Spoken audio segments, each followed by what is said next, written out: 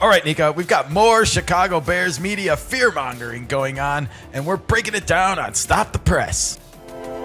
Stop the press. Stop the press! This guy. Who's fear-mongering?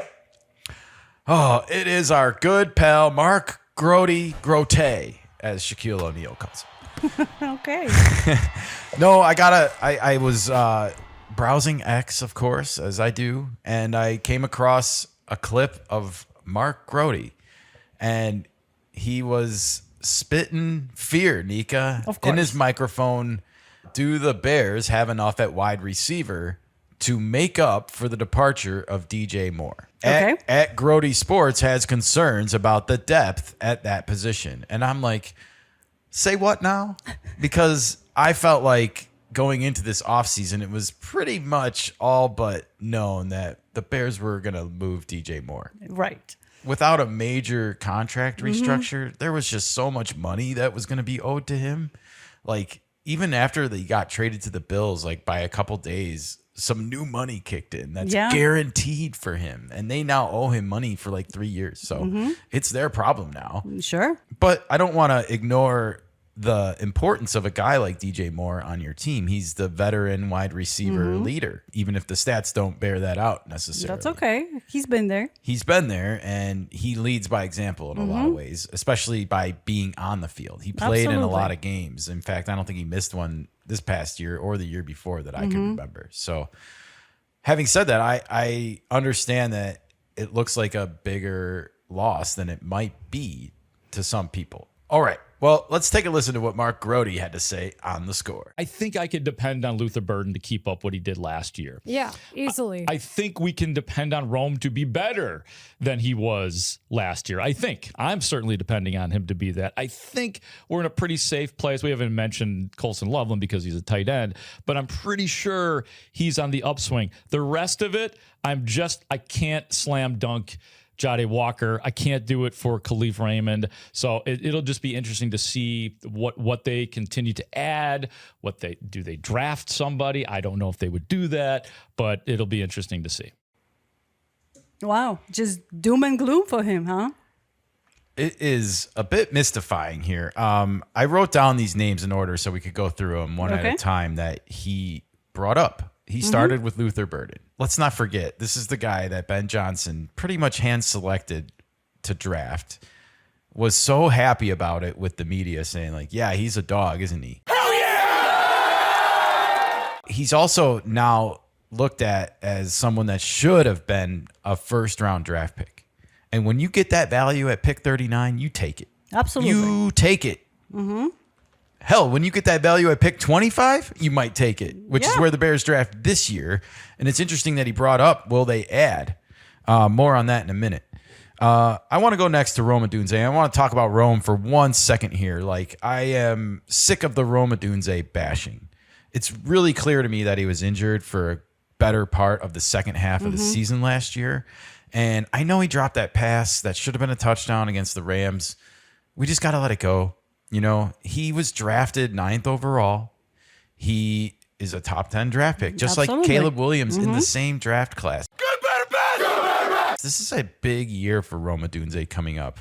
He needs to show everyone, not just Bears media, but the fans and the entire NFL world, really, that he deserved to be a top 10 draft pick. And he might. I think he's definitely capable of. And I want to remind people, he had 5 touchdowns in the first 4 games last year, tying a record with like Walter Payton. So I think we should all just like back off the ledge a little bit here on Rome Odunze. Let's let his foot fully heal and see what he's capable of doing. And let's see if he embraces being wide receiver number 1. This is a guy that's going to be starting his 3rd year playing in a locker room with Keenan Allen and DJ Moore in the first 2 years of his career. He's been given a good example. Absolutely. So he has everything he needs. And Ben Johnson knows that, and he can pull more out of him. He's a different kind of weapon than Luther. Yes. Luther can be your speed guy to stretch the field, and Rome can be your big, tall guy. He can be fast too, don't get me wrong, but he can go up there and get it, you know? And I think that is going to be a more formidable weapon for Caleb Williams. And then practicing with Caleb constantly, doing those reps, it helps the player to develop and grow. And exactly. And so the next guy he brought up was Colston Loveland, and he kind of was like almost nonchalant about it in the clip. And it's like, this is Caleb's number one target going forward. And there's only one football, guys. Like the three guys I just listed, they're going to want the ball. Yeah. All three of them. And you're telling me like we're going to miss DJ Moore? I don't know. I have a hard time accepting that one. And this is the same group of people that are still stuck on Justin Field. Colston Loveland is a beast. I think if he plays at the level that he played at in the second half of this year for the remainder of his career, he's going to be a Hall of Famer. But I don't want to anoint that too quickly. Please don't. But he's a beast. Sure. He's proving right now that he was worthy of being a top 10 pick. Jahdae Walker was the next name brought up. And this is Caleb's guy. We heard this during the Packers post-game press conference when Jahdae caught that game-tying touchdown pass before overtime. And that was in the regular season game. But don't underestimate him. He was a walk-on. I know, and he knows where he fits on the packing scale. He knows where his place is. So in order to move up, he has to prove not only to the fans, he has to prove to Caleb, to the coaches, that he is the guy that they need. I would argue he's already proven that he can be clutch. Well, sure. When he caught that pass with the game on the line on fourth down. It's a new season. You It is, still yeah, have to 100%. You should compete for never the stop position. trying to prove yourself in Yes. sports. That's when you start to lose your edge. But I would also argue that Jahdae also seems to have a little bit of swagger, and I like that. Sure. He has confidence in himself, and Well, you need it. he will fit in on that team. Kalif Raymond was the next name brought up, and this is our new punt return, kick return specialist from the Lions that we got that also will play probably a little bit of slot wide receiver. Competition with Jahdae. I like this move for that Exactly. reason. Like we shouldn't just hand jobs out to people, and Jahdae, being his age, shouldn't be mad or sad if he's fourth on the totem pole this year. There's room to move up. So we're gonna have tryouts.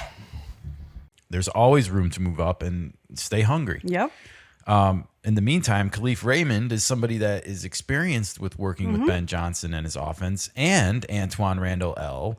So I feel like Mark Grote just kind of brushing him off is like a little bit of an understatement on his part here as well. They wouldn't have went out and signed this guy without Ben Johnson's permission. I'm sorry. Yeah. So while I do see him as being a little bit of a poor man's Rashid Shaheed, that's what the Bears can afford right now. And that doesn't mean that he won't be impactful for the Bears in some of those ways that Rashid Shaheed was impactful for the Seahawks. Yep. And then no mention of Cole Kmet.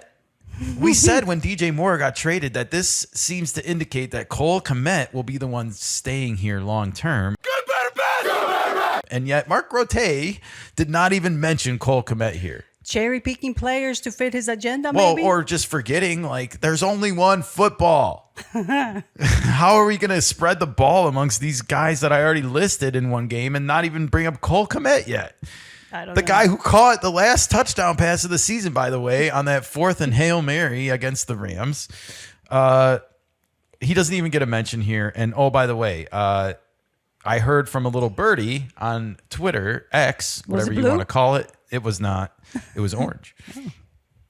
Just joking.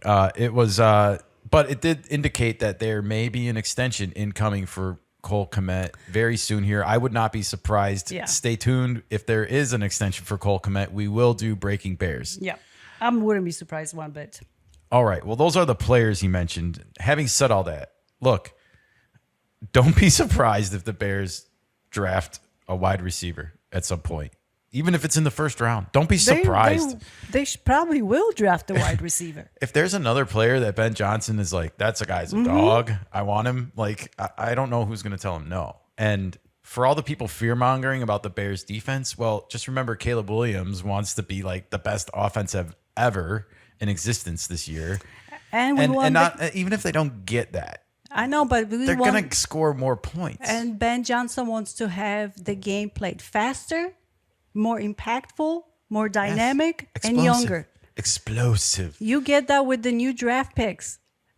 If they're hungry, you're going to get all four of these. Yes, I don't think there's anything wrong with drafting a wide receiver, even in the first round. And competing for that If position. you feel like that's what's best for your team. I know everyone wants to like use the draft and plug every single weakness hole on their team. And I would not do that. I would draft the best available football players that you can, bring them into your team, create competition, and send the scraps and trades to other teams and build more draft capital. All right. That's I think a good that's what the strategy. Bears can do going forward. I don't really want them to target a wide receiver. I think the guys I listed on here already, Luther Burden, Rome Odunze, Jahdae Walker, Kalif, Raymond. I mean, I think that's a lot of talent for Caleb Williams to work with in the wide receiver room this year. And we have two beasts at tight end, by the way, that are also going to put pressure on these secondaries to cover these wide receivers that I just mentioned. So if there's anything on offense I'd like the Bears to focus on, it's maybe getting that explosive running back if there's one they think is available. And I don't think they have a Derrick Henry on their team, obviously. It's not DeAndre Swift and it's not Kyle Monungai. No, not these guys. I'm looking for a guy that can take it 70 yards to the house once or twice a season. We don't have that, and I'm sure Ben Johnson would love to have it. So keep your eyes on that, everybody. The thing that no one's talking about. Okay. That's all I'll say about that. But yeah, I don't have any real concerns here like Mark Grote does. And this was real stop the press fear mongering here because I don't like when we make issues out of things and past players. So I don't know. What do you Let guys them think cook. below? Did the Bears do enough? Have they done enough? Do they have enough to replace the loss of DJ Moore? I say yes. Nika seems to say yes. What do you guys think? Are we off our rockers? Let us know in the comments below. You know the drill. Stay tuned, everybody.